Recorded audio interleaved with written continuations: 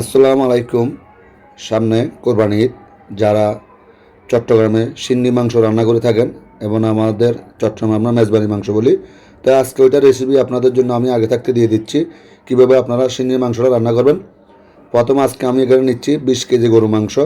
20 KG গরু মাংস ধুয়ে আমি পরিষ্কার করে পানি ঝরিয়ে নিব। আজকে রেসিপিতে আপনাদের জন্য এই সিন্নি মাংস রেসিপি আপনারা অবশ্যই আশা করি ঘরে জানেন, তারপর বাবুর্চিদের মতো কীভাবে রান্না করবেন এই রেসিপিটা আজকে আপনাদের সাথে শেয়ার করব।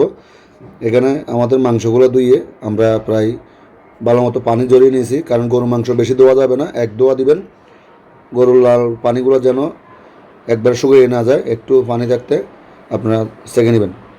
এখন 20 কেজি গরু মাংসের জন্য আমরা দিচ্ছি 150 গ্রাম পরিমাণ লবণ দিয়েছি এবং 150 গ্রাম পরিমাণ হলুদ গুঁড়া দিয়েছি। আপনারা চাইলে এর থেকে কম রান্না করলে কম দিতে পারেন। এখানে আমার 20 কেজি গরু মাংসের জন্য 20 কেজি হলুদ গুঁড়া দেওয়া হয়েছে এবং 150 গ্রাম লবণ। এখানে দিচ্ছি 200 গ্রাম পরিমাণ লাল মরিচের গুঁড়া, এটা মিষ্টি মরিচ, আপনারা চাইলে জাল খেলে একটু জাল মরিচ ব্যবহার করতে পারবেন।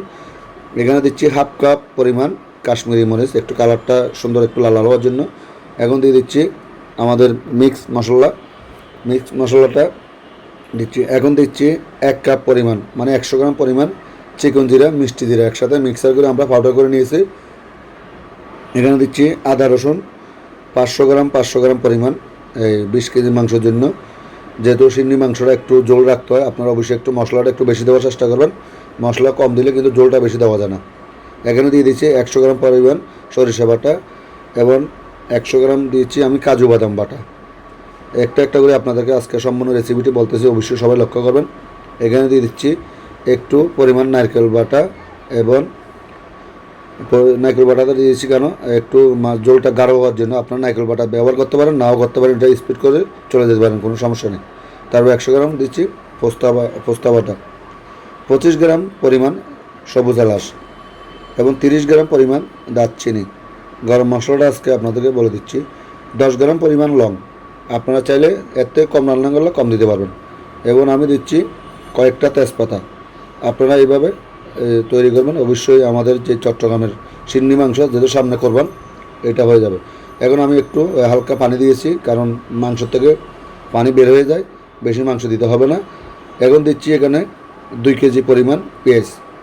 2 কেজি পরিমাণ পেঁয়াজ আমি বড় বড় করে কেটে নিয়েছি, সাইজটা দেখাচ্ছি আপনাদেরকে। আপনারা উচ্চ চাইলে আরও চিকনও করতে পারবেন, যেহেতু আমাদের বেশি রান্না করি পেঁয়াজটা থাকে না। এখানে দিচ্ছি 200 গ্রাম পরিমাণ কাঁচামরিচ। এখন এটাতে সবচেয়ে বড় কিছু হবে যে এটাতে কোনো কিছু হবে না, এটাতে হবে যে অনলি সরিষার তেল দিয়ে আমি রান্না করছি। এখানে দিয়ে দিয়েছি 1.5 কেজি পরিমাণ, 1.5 কেজিতে কম সরিষার তেল এবং দিয়েছি টমেটো। যে আমাদের রাঁধুনিটা, ওই রাঁধুনিটা অল্প দিয়েছি। এখন আমাদের সম্পূর্ণ মশলা দেওয়া শেষ, এখন আমরা রান্নাটা বসিয়ে দিয়েছি। এখন আমরা প্রথম কিন্তু ভালো মতো লাড়বো না, কারণ সরিষার তেল আছে।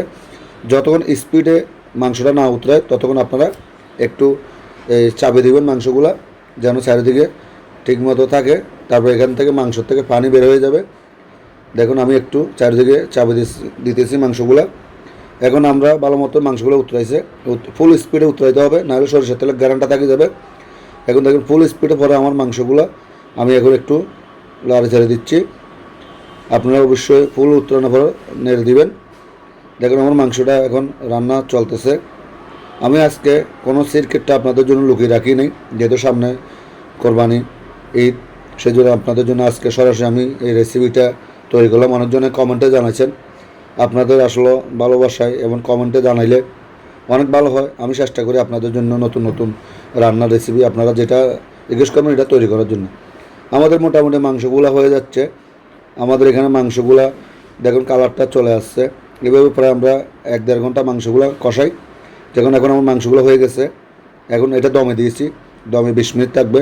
এখানে একটু টমেটো সস এবং হালকা একটু বেরেস্তা আপনারা চাইলে মনে চাইলে দিতে পারেন, নাও দিতে পারেন, এটা আপনাদের ইচ্ছে।